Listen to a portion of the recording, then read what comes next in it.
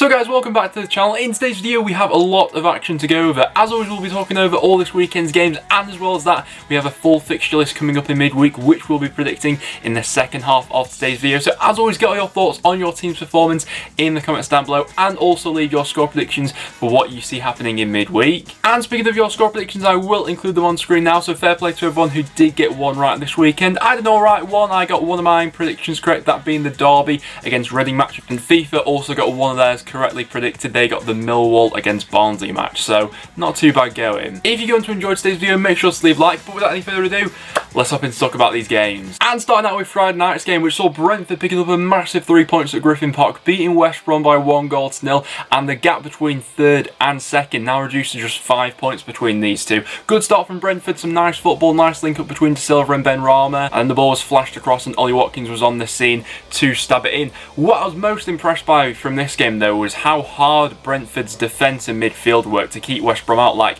West Brom, they had quite a bit of the ball, they had one decent spell in the second half, but they really struggled to get in many penetrating areas, and that was a testament to how organised and set up Brentford were in this one, especially Ethan Pinnock. I was watching him closely for this one, and the guy's an absolute unit in terms of his strength, his reading of the game, his delivery on the ball, how composed he is. West Brom really weren't getting a sniff for this one, and Bilic made some changes at half-time, and they had a little bit more of a spark about them for the first 15 or so minutes of that half. You know, Kenneth Hall went close at the crossbar, Pereira had one go over, but apart from that, Brentford were looking pretty comfortable. In terms of West Brom, that's now their last 4 league games where they failed to score. I don't think it's necessarily time to panic for West Brom. I think their next 2 games are looking, you know, maybe quite winnable. Sheffield Wednesday and Hull.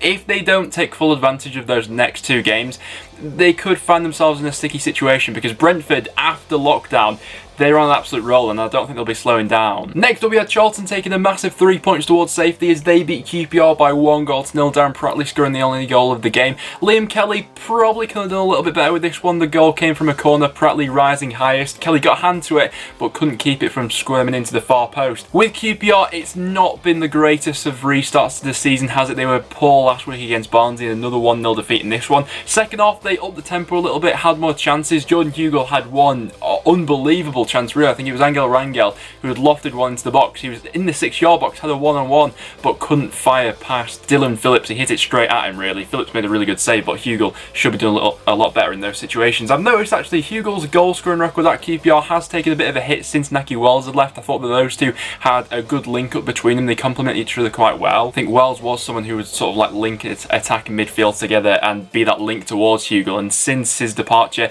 Hugill has struggled a little bit. But ultimately, you can see by the match stats, that was their only shot on target for this game. Charlton did get into other decent goal scoring opportunities. I think they worked the wide areas really well. A lot of their chances came from delivering balls into the box, and Charlton are one of those sides who you can tell they have done a lot of work over the lockdown in terms of they look up for this battle for the rest of the season, which you can't really say for some of the other clubs down there. So Charlton got a lot going in their way, massive 3 points. And after that, we saw Cardiff taking a massive step towards the top 6 as they beat Northend by 3-1. In terms of Preston's performance for this one, I was not happy after it, let me tell you. I think that the tempo of the first half was really slow, and that did suit Cardiff a lot more. You know, Preston were at their best, especially when we're at Deepdale, when we're playing a high-intensity, high-pressing game. Our midfield was just way too slow for moving the ball in this one. I thought we did have a penalty appeal in the first half when Sinclair went down, but the second half, Cardiff completely took control of this one. The first goal coming from a Sanderson ball in from the right-hand side, brilliant whip to the far post. Fisher should be doing a little bit better in this situation, I think, but Riles raises highest, and he heads in to make it 1-0 to Cardiff. After that, we do get back into the game, bit of a scrappy goal, and to be fair to Maguire, I thought he had quite the impact coming on off the bench, injected a little bit more pace into our forward line.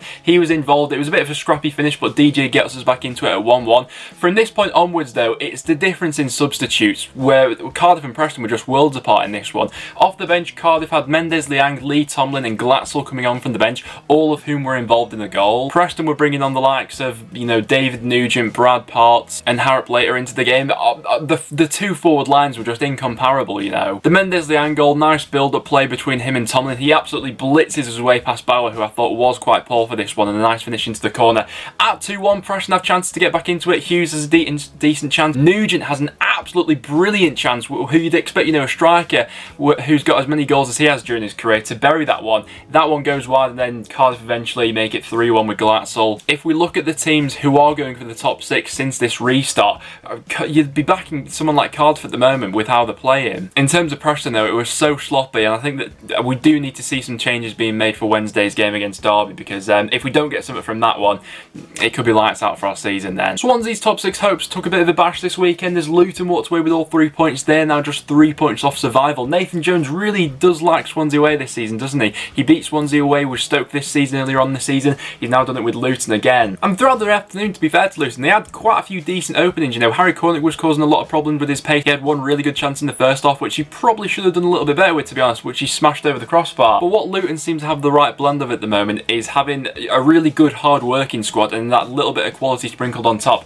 Izzy Brown is exactly that, and the assist for the Collins goal was absolutely superb. Great ball into the box, Collins gets that powerful header. Woodman does get a hand to it, but in the end the header's just got too much on it. Before Luton did take the lead though, Swansea did have chances. Cabango had one brilliant one, but Sluga made a brilliant reflex save, and then Brewster headed over the rebound. But one of the big talking points from this game was the red card. It was Byers who went in with a crunching tackle. From then on, you know, everything just kicks off and erupted. All sort of 22 players come together and start to try and pull people away, and then Garrick stupidly like throws a punch in there. It wasn't like he's knocked Collins out or something, but it was stupid nonetheless, and you know, you can see why the ref's given the red card there. And then from then on, with Swansea playing with 10 men, Luton were able to hold out for a massive 3 points. Then we have Barnsley drawing 0-0 with Millwall. Both sides maybe seeing this one as a bit of a missed opportunity. They both had chances to go on and win it in the first half. Set pieces were important for both sides. They both went closer on free kicks. Cully Woodrow had one tipped over by Bilkowski, and Ferguson went very close, having one which smashed off the crossbar. In the second half especially, I think that Millwall have got Bilkowski to thank for this clean sheet. He came up with some big saves. Alex Moat went very close. They had a couple of other situations where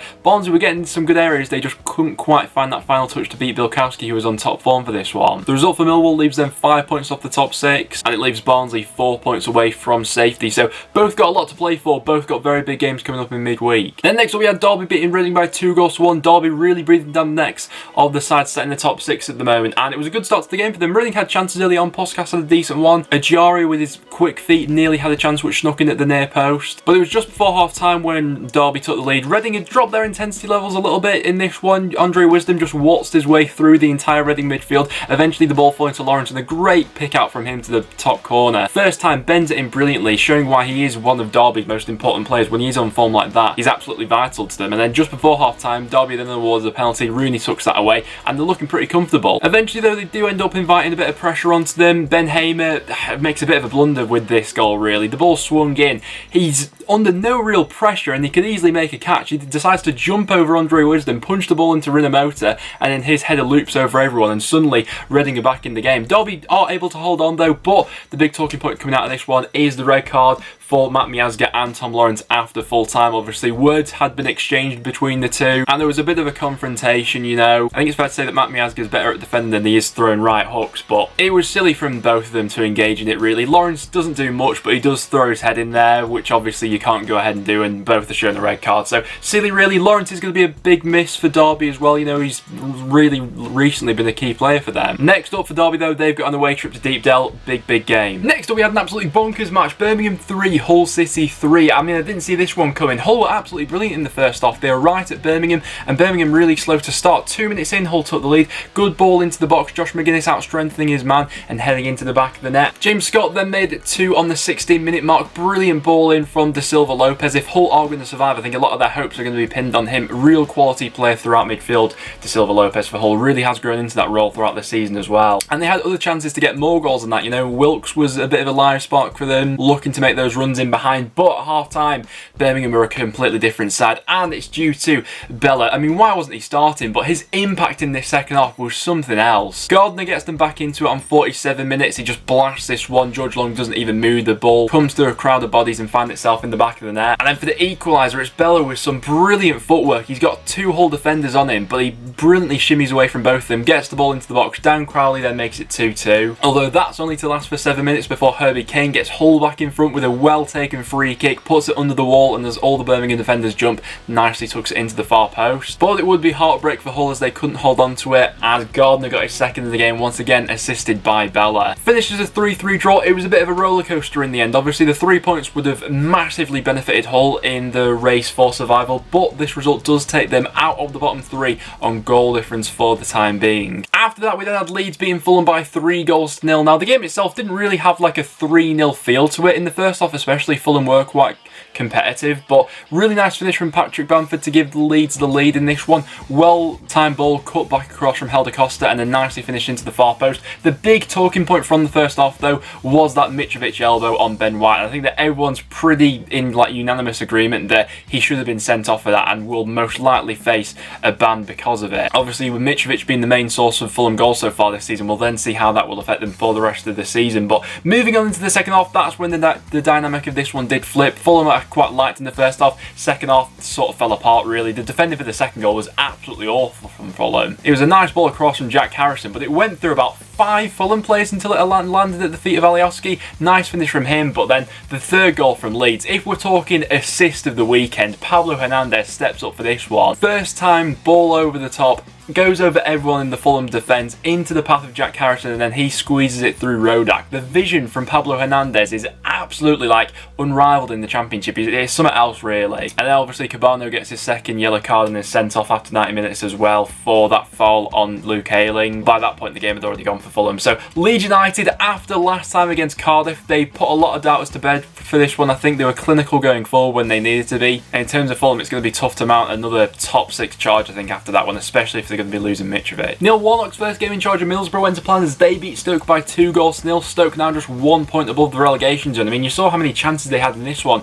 I think Stoke had their second highest XG of the weekend and failed to hit the back of the net, but Middlesbrough really impressed. A lot more fluid going forward, kept things really tight at the back as well. I thought that Assombalonga, Fletcher and Roberts were really linking up well, and it was Roberts and Fletcher who linked up for the first goal. Nice ball put in from Roberts, headed in by Fletcher. That gave Borough the lead, and Stoke reacted and had chances. I mean, a lot of them fell to McLean in this one. He had 2 decent ones saved by the keeper, one that hit the post as well. But it just wasn't falling to Stoke in those areas. The second half, very nice finish from Tavernier from outside the box to make it 2-0 to Borough. And like I say, it leaves Stoke in a dangerous position. In midweek, they've got a game against Wigan. Not going to be easy by any stretch, but Borough are showing the impact that Warnock's had on them already. And then we have Wigan beating Blackburn by 2-0. Wigan's impressive record at the DW against Blackburn continued for this one. The first sort of 80 minutes of the game were a little bit forgettable. There wasn't much in it between the two sides. There wasn't really all too much quality in the final third of this one in terms of clear-cut chances and openings. But it was with Wigan's endeavour that they stuck in this one, and after 80 minutes managed to take the lead. The ball whipped in. Christian Walton probably needs to be a little bit stronger in this situation. He fumbles the cross coming in. I think that Adrabayo bumps into him.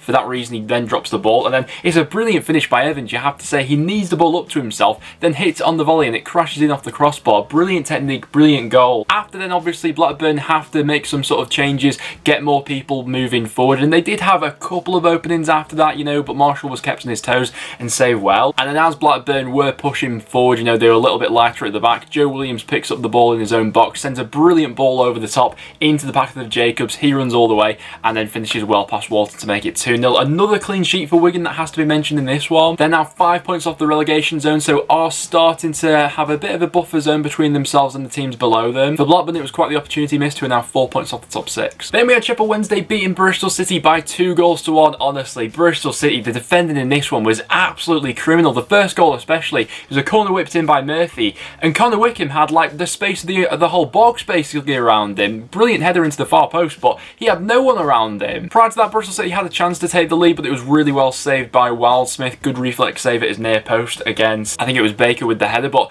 going forward as well for Bristol City, there were some, I think, interesting tactical decisions made by Lee Johnson, to say the least. You know, we had Benikavobe playing out on the left wing, which is a bit strange to say the least. And then when Bristol City were actually trailing and chasing the game, some of his subs also brought up a bit of a red flag with some Bristol City fans. I think understandably so, you know, when they're looking for creativity and you've got a player like Casey Palmer on the bench, you're probably going to look to throw him on. But for whatever reason, the relationship between Lee Johnson and Casey Palmer, something's got to be going on behind the scenes there. But after that, Sheffield Wednesday do make it to Luongo. Once again, this goal coming from a corner, poor defending by Bristol City yet again. They do get back into the game, 68 minutes with Naki Wells. And you're thinking, when it is 2-1 and you're really chasing the game, you're looking to get your creative players on. But Lee Johnson at the moment doesn't seem to be the most popular man in Bristol. For Sheffield Wednesday, though, it's another big 3 points for them. Wickham getting another goal since the restart. Murphy as well, another player who I think is really growing into this season for them. Then as our final game, we had Forest beating Huddersfield by 3-1. The result leaves Forest 4th in the table, whereas Huddersfield are in a bit of a perilous position, sat in the bottom 3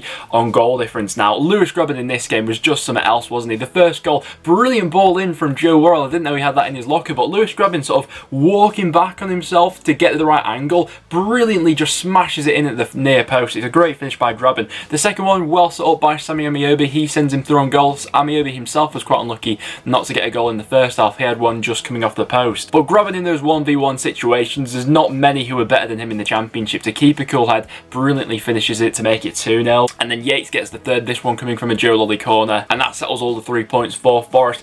Bakuna, a bit of a silly challenge to get his red card. That's in the 89th minute. And then after that, obviously, Huddersfield are awarded the penalty. Colin Grant took that away for 3-1. But by that point in the game, it had already gone. Really impressed by Forest for this one. I thought they got into a lot of good goal scoring areas. And when it's become a bit like their Achilles heel, playing sides in the bottom 3 this season. So for them to make this one look as comfortable as it was, testament to Forest. Huddersfield are in need of a big performance next up after that, I think. But at the end of this weekend, that is how the league table is now looking. In terms of my result of the weekend, I think I'm going to go for Leeds for beating Fulham by 3 goals. Still a big statement from them after last week against Cardiff. Then as for my goal of the week, I'm going to give it to Lewis Grubben for his first against Huddersfield. It was just such great technique with that volley. Now moving over into my midweek score predictions. All these games will be in the description down below so that you guys can make your predictions, and then should you get any of them right, your comment will be included next time. Millwall against Swansea, tough one to call. Both sides going for the top 6, but who have stalled slightly this week. I'm going to go 2-1 Millwall in that one. Fancy them to get back to winning ways at the Den. Barnsley against Blackburn, another tough one to predict. Barnsley have been a really tough side to break down so far this season. 2 clean sheets in a row.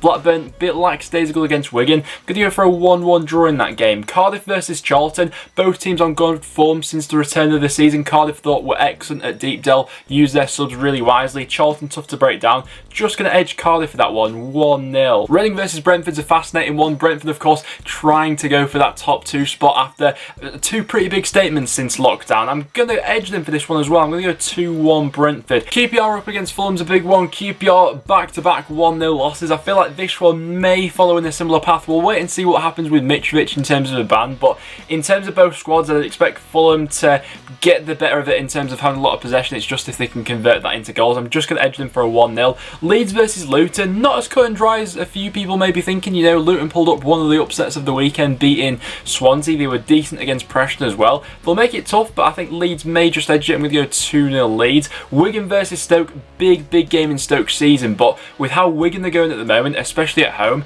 I'm going to back Wigan for another win and another clean sheet with a 1-0. Preston versus Derby. Seems like it's a bit make or break in our season after we've not been great since the restart. We're going up against one of the most informed sides in the league at the moment with Derby. Tom Lawrence being suspended will be a booster to Preston, but I'm not feeling too confident for this one. I'm going to say 2-1 Derby and hoping I'm proved wrong. Birmingham versus Huddersfield. If Pep gets the team selection right for this one and they play how they did in the second half against Hull, I think I'd be backing Birmingham for it. You know, Huddersfield haven't really shown anything since the restart. Going to go 2-1 Birmingham in that game. Forest against Bristol City. Bristol City need to salvage their season from somewhere. They need to claw the points back on the teams above them, but with how Forest did this weekend, I'm going to go 2-0 for them in this game. Sheff Wednesday against West Brom is a very interesting one. We spoke about West Brom before and their lack of goals. Wednesday's not going to be an easy one because I have been really impressed by them since the restart, actually. They're playing in an effective system. They're scoring goals. They're not conceding too many. I'm going to go for a tight 1-1 draw in that game. And then finally we have Hull going up against Middlesbrough. Another tough one to call. Both sides looking to avoid the draw. I think this is going to be quite a nervy one. Hull did show in that game against Birmingham they still have an edge going forward. They can still score goals. Defensively